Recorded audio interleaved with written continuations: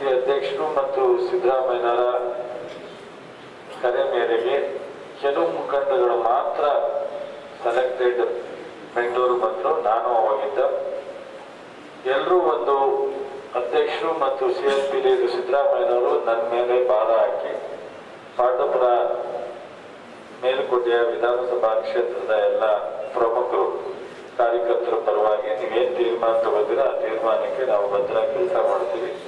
ಮುಂದೆ ನಾವು ಈ ಚುನಾವಣೆಯಲ್ಲಿ ಸಕ್ರಿಯವಾಗಿ ಸರ್ವೋದಯ ಪಕ್ಷದ ಅಭ್ಯರ್ಥಿಯಾದಂಥ ದರ್ಶನ್ ಅವರಿಗೆ ನಿಮ್ಮ ತೀರ್ಮಾನಕ್ಕೆ ಭದ್ರಾಗಿ ಕೆಲಸ ಮಾಡ್ತೀವಿ. ಮುಂದಿನ ದಿನಗಳಲ್ಲಿ ಎಲ್ಲನೂ ವಿಶ್ವಾಸಕ್ಕೆ ತಗೊಳ್ಳತಕ್ಕಂಥದ್ದು ನಿಮ್ಮ ಮಧ್ಯದಲ್ಲಿ ನಿಮ್ಮ ಜವಾಬ್ದಾರಿ. ದರ್ಶನ್ ಅವರು ನಾವು ಈ ಸಾರಿ ಶಾಸಕರು ಮಾಡ್ತಕ್ಕಂಥ ತೀರ್ಮಾನವನ್ನು ತಗೊಂಡಿದ್ದೀವಿ, ಮಾಡ್ತೀವಿ. ಅದ್ರ ಮುಂದೆ ಅದನ್ನೆಲ್ಲ ನೀವು ಎಲ್ಲರೂ ಸರಿಪಡಿಸ್ಕೊಂಡು ಹೋಗ್ಬೇಕು ಅನ್ನೋದನ್ನ ಎಲ್ಲರೂ ಮುಖಂಡರು ಕಾರ್ಯಕರ್ತರ ಪರವಾಗಿ ನಮಗೆ ಜವಾಬ್ದಾರಿಯನ್ನು ಕೊಟ್ಟಿದ್ದಾರೆ. ಹಾಗಾಗಿ ಆ ಜವಾಬ್ದಾರಿಯನ್ನ ಪ್ರಾಮಾಣಿಕವಾಗಿ ಇಲ್ಲಿವರೆಗೆ ಅನೇಕ ವ್ಯತ್ಯಾಸಗಳಾಗಿದ್ದಾವೆ. ಪಕ್ಷದಲ್ಲಿ ಏರುಪೇರಾಗಿದೆ ಪಾಂಡವಪುರದಲ್ಲಿ. ಸೊ ಕಳೆದ 20-30 ವರ್ಷದಲ್ಲಿ ಸಾಕಷ್ಟು ನಮ್ಮ ಪಕ್ಷದ ಕಾರ್ಯಕರ್ತರಿಗೆ ನಮ್ಮ ಪಕ್ಷದ ಮುಖಂಡರಿಗೆ ಹಲವು ನೋವುಗಳಾಗಿದೆ. ಸೊ ಪಕ್ಷನೂ ಸಹ ಅವರನ್ನ ಸರಿಯಾದ ರೀತಿಯಲ್ಲಿ ನಡೆಸ್ಕೊಳ್ಳಿಕ್ಕೆ ಆಗಿಲ್ಲ. ಹಾಗಾಗಿ ಅದಕ್ಕೆ ಅವತ್ತಿನ ಸಂದರ್ಭದಲ್ಲಿ ಅನಿವಾರ್ಯ ಕಾರಣ. ಹಾಗಾಗಿ ಇನ್ನು ಮುಂದೆ ಆ ಥರದ ಯಾವುದೂ ಆಗಲ್ಲ. ಈ ಜಿಲ್ಲೆಯಲ್ಲಿ ಒಂದು ಒಮ್ಮತದ ನಿರ್ಣಯಕ್ಕೆ ಕಳೆದ 5 ವರ್ಷದಿಂದ ನಾವೆಲ್ಲರೂ ಒಟ್ಟಾಗಿ ಹೋಗ್ತಾ ಇದ್ದೀವಿ. ಮುಂದೆ ಈ ಬಾರಿ ಕಾಂಗ್ರೆಸ್ ಪಕ್ಷ ಅಧಿಕಾರಕ್ಕೆ ಬರ್ತಕ್ಕಂಥದ್ದು ಖಚಿತ ಆಗೋದು ಈ ರಾಜ್ಯದ ಪ್ರತಿಯೊಬ್ಬ ಜನರು ಮಾತನಾಡ್ತಾರೆ. ಎಲ್ಲ ರಿಪೋರ್ಟಲ್ಲೂ ಇದೆ, ಅಭಿಪ್ರಾಯ ಇದೆ. ಇವತ್ತಿನ ಆಡಳಿತ 5 ವರ್ಷ, ಒಂದು ಕಡೆ ಜನತಾದಳ 1.5 ವರ್ಷ, 3 ವರ್ಷ ಬಿಜೆಪಿ, ಎರಡೂ ಆಡಳಿತದ ವೈಖರಿ ಎಲ್ಲ ಮಾಧ್ಯಮಗಳಲ್ಲೂ ನೋಡಿದ್ದೀರ. ಜನರಿಗೆ ಈ 5 ವರ್ಷದ ಆಡಳಿತದ ಯಾವುದು ಸಹ ತೃಪ್ತಿಯನ್ನು ತಂದಿಲ್ಲ. ಕಾರ್ಯಕ್ರಮಗಳಾಗಲಿ ಅಭಿವೃದ್ಧಿ ಆಗಲಿ ಅವರು 40% ಅಥವಾ 50%, 30% ಅದೆಲ್ಲವೂ ಜನಕ್ಕೆ ಗೊತ್ತಿರ್ತಕ್ಕಂಥ ವಿಚಾರ. ಹಾಗಾಗಿ ಈ ಬಾರಿ ಏನ್ ಕೊಯ್ಲೇಷನ್ ಅಲ್ಲಿ 3 ಜನ ಮುಖ್ಯಮಂತ್ರಿಯಾಗಿ ಆಡಳಿತ ಮಾಡಿದ್ದಾರೆ, ಆ 3 ಜನದಿಂದ ತೃಪ್ತಿಯನ್ನ ಮಹಿಳಾ ಕಾರ್ಯಕ್ರಮಗಳು ಸಿಕ್ಕಿಲ್ಲ, ದಲಿತರಿಗೂ ಸಿಕ್ಕಿಲ್ಲ, ರೈತರಿಗೂ ಸಿಕ್ಕಿಲ್ಲ, ಯುವಕರಿಗೂ ಸಿಕ್ಕಿಲ್ಲ. ಅದರಿಂದ ಈ 3 ಜನ ಮುಖ್ಯಮಂತ್ರಿಗಳು ಆಡಳಿತ ಮಾಡಿದಂತ 2 ಪಕ್ಷಗಳನ್ನ ದೂರ ಇಡಬೇಕು ಅನ್ನೋ ಒಂದು ತೀರ್ಮಾನವನ್ನ ರಾಜ್ಯದ ಜನ ತಗೊಂಡಿದ್ದಾರೆ. ಆ ತೀರ್ಮಾನಕ್ಕೆ ಪೂರಕವಾಗಿ ನಾವು ಕಾಂಗ್ರೆಸ್ ಪಕ್ಷ ಮತ್ತು ಇನ್ನಿತರೆ ನಮಗೆ ಸಪೋರ್ಟ್ ಆಗ್ತಕ್ಕಂಥ ಎಲ್ಲ ಪಕ್ಷಗಳು ಸೆಕ್ಯುಲರ್, ನಾವು ಜಾತ್ಯತೀತ ಏನು ನಿಲುವನ್ನ ನಾವು ತಗೊಂಡಿದ್ದೀವಿ, ಆ ನಿಲುವಿನಲ್ಲಿ ನಾವೆಲ್ಲರೂ ಸಹ ಕೆಲಸ ಮಾಡಬೇಕಾಗತ್ತೆ. ಈ ರಾಜ್ಯದ ದೃಷ್ಟಿಯಿಂದ, ಈ ರಾಜ್ಯದ ಜನರ ದೃಷ್ಟಿಯಿಂದ ನಾವು ಈ ರಾಜಕೀಯವಾದಂತ ಪ್ರಜಾಪ್ರಭುತ್ವದ ತೀರ್ಮಾನ ತಗೋಬೇಕಾಗತ್ತೆ. ಕೆಲವೊಮ್ಮೆ ನಾವು ಅಧಿಕಾರಕ್ಕೆ ಬರ್ತಕ್ಕಂಥದ್ದೇ ಮುಖ್ಯ ಅಲ್ಲ, ಅಥವಾ ನಾವು MLA ಆಗೋದೇ ಮುಖ್ಯ ಅಲ್ಲ. ಇವತ್ತು ಈ ರಾಜ್ಯದಲ್ಲಿ ಏನೆಲ್ಲ ನಡೀತಾ ಇದೆ ಅನ್ನೋದನ್ನ ನಾವು ಸೂಕ್ಷ್ಮವಾಗಿ ನೋಡಬೇಕಾಗತ್ತೆ. ಅನೇಕ ಬಾರಿ ಈ ರಾಜ್ಯದ ಜನ ನಮ್ಮ ಪಕ್ಷಕ್ಕೆ ಅಧಿಕಾರ ಕೊಟ್ಟಿದ್ದಾರೆ, ಆ ಋಣ ನಮಗೂ ಇದೆ.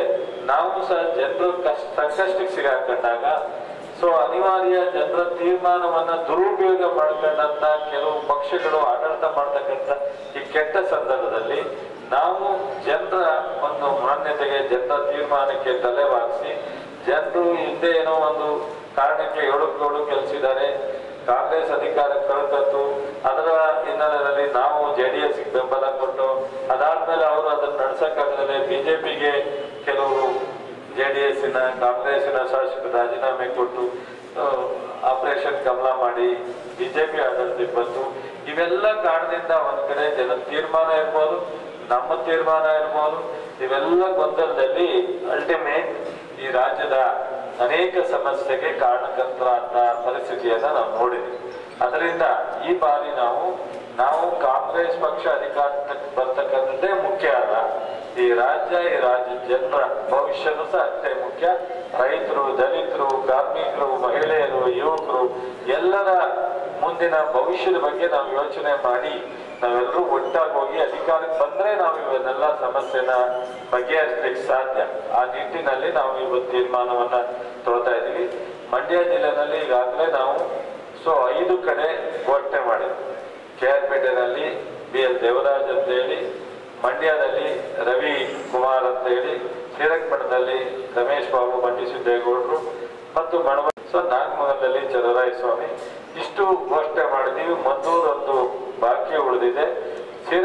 ಪಾಂಡವಪುರದಲ್ಲಿ ನಮ್ಮ ಪಕ್ಷದ ಕಾರ್ಯಕರ್ತರ ಮೇಲೆ ವಿಶ್ವಾಸ ಇಟ್ಟು, ನಮ್ಮ ಪಕ್ಷದ ಮುಖಂಡರ ಮೇಲೆ ವಿಶ್ವಾಸ ಇಟ್ಟು, ಎಲ್ಲ ಕಾರ್ಯಕರ್ತರ ಹತ್ರ ನಾವು ಮಾತಾಡಕ್ಕಾಗದೇ ಇದ್ರು ಕೆಲವೇ ಮುಖಂಡಗಳ ಹತ್ರ ಮಾತಾಡಿ ಎಲ್ಲ ಜವಾಬ್ದಾರಿಯನ್ನ, ಅವರ ನೋವನ್ನ, ಸೊ ಅವರ ಒಂದು ಹಿತವನ್ನ, ಅವರ ಏನು ಒಂದು ಪರಿಸ್ಥಿತಿ ಇದೆ ಅದನ್ನೆಲ್ಲ ನಾವು ಸಂಪೂರ್ಣವಾಗಿ ಕೆಪಿಸಿಸಿ ಅಧ್ಯಕ್ಷರು ಸಿದ್ದರಾಮಯ್ಯನವರು, ನಾನು 3 ಜನ ಜವಾಬ್ದಾರಿಯನ್ನ ತಗೋತೀವಿ ಅನ್ನೋ ಒಂದು ನಿರ್ಧಾರಕ್ಕೆ ಬಂದು ಇವತ್ತು ನಮ್ಮ ಕಾಂಗ್ರೆಸ್ಸಿನ ಬೆಂಬಲಿತ ಅಭ್ಯರ್ಥಿ ನಮ್ಮ ಸಂಪೂರ್ಣ ಬೆಂಬಲವನ್ನ ದರ್ಶನ್ ಪುಟ್ಟಣ್ಣನವರಿಗೆ, ಸರ್ವೋದಯ ಪಕ್ಷದ ಅಭ್ಯರ್ಥಿಯಾದಂಥ ದರ್ಶನ್ ಪುಟ್ಟಣ್ಣನವರಿಗೆ ಘೋಷಣೆ ಮಾಡಿ.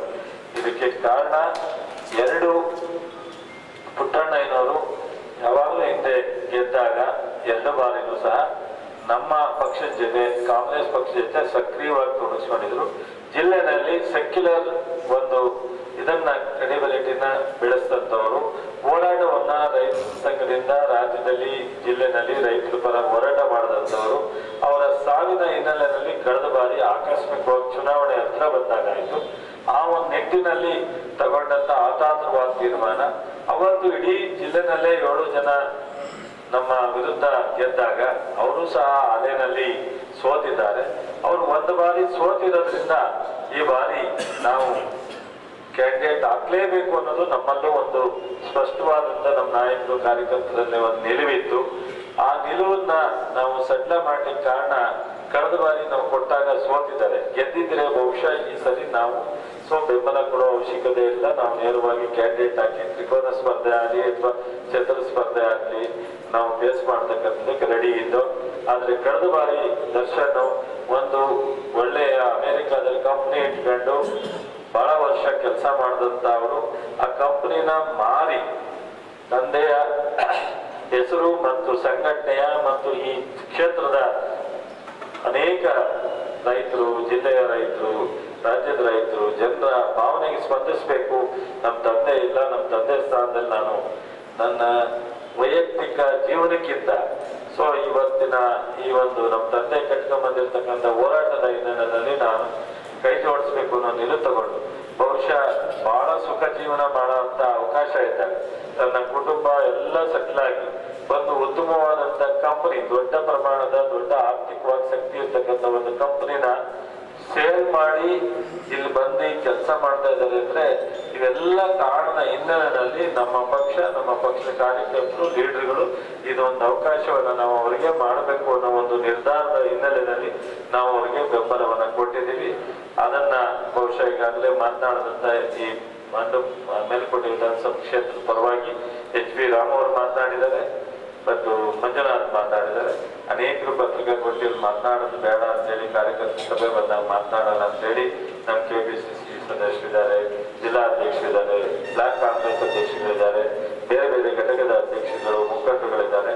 ಅವರೆಲ್ಲರಿಗೂ ಇವತ್ತೇನು ಇಷ್ಟೊಂದು ಪಕ್ಷದ ತೀರ್ಮಾನಕ್ಕೆ ಒಪ್ಪಿಗೆ ಕೊಟ್ಟಿದ್ದೀರಾ, AICC ಮತ್ತು KPCC ಜಿಲ್ಲಾ ಘಟಕ ಕಾಂಗ್ರೆಸ್ಸಿನ ಸಂಪೂರ್ಣ ಎಲ್ಲ ಒಂದು ಪಕ್ಷದ ಪರವಾಗಿ ನಿಮಗೆ ಕೃತಜ್ಞತೆನ ಪಕ್ಷದ ಕಾರ್ಯಕರ್ತರಿಗೆ, ಮುಖಂಡರಿಗೆ ಹೇಳಿ ನಾವು ಇವತ್ತು ಮೇಲುಕೋಟೆ ವಿಧಾನಸಭಾ ಕ್ಷೇತ್ರ ದುದ್ದ ಹೋಬಳಿ ಮತ್ತು ಪಾಂಡವಪುರ ತಾಲೂಕಿನ ಎಲ್ಲರ ಕಾರ್ಯಕರ್ತರಿಗೆ ಮತ್ತೊಮ್ಮೆ ನಾನು ಧನ್ಯವಾದಗಳು, ಕೃತಜ್ಞತೆ ಹೇಳಿ ನಮ್ಮ ಬೆಂಬಲವನ್ನ ಸರ್ವೋದಯ ಪಕ್ಷದ ಅಭ್ಯರ್ಥಿಯಾದಂತಹ ದರ್ಶನ್ ಅವರಿಗೆ ನಾವು ಸಂಪೂರ್ಣ ಬೆಂಬಲವನ್ನ ಕೊಡ್ತಾ ಇದ್ದೀವಿ. ಬಟ್ ಮುಂದೆ ಚುನಾವಣೆನ ಸಕ್ರಿಯವಾಗಿ ನಮ್ಮರೆಲ್ಲರೂ ಮಾಡ್ತೀವಿ. ನಾನು ಸಹ ಈ ಚುನಾವಣೆಯಲ್ಲಿ ಸಕ್ರಿಯವಾಗಿರ್ತೀನಿ. ಜಿಲ್ಲೆಯೊಳಗೆ ಪೂರ್ತಿ ಪಾಂಡವಪುರ ಕ್ಷೇತ್ರದಲ್ಲೂ ಮುಂದೆ ಒಳ್ಳೆಯದಾಗುತ್ತೆ ಅನ್ನೋ ನಂಬಿಕೆ, ಭರವಸೆ ನಮಗಿದೆ. ಪಕ್ಷನ ಅಧಿಕಾರಕ್ಕೆ ಬರುತ್ತೆ.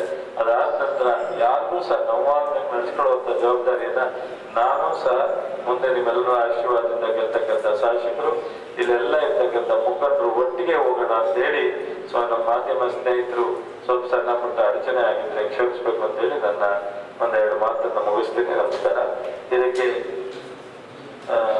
ನಮ್ಮ ನೀವಿಬ್ರು ಒಂದು ಮಾತು ಹೇಳಿದ್ರೆ, ನೀವು ಒಂದು ಮಾತು. ಆಯ್ತಾಯ್ತು.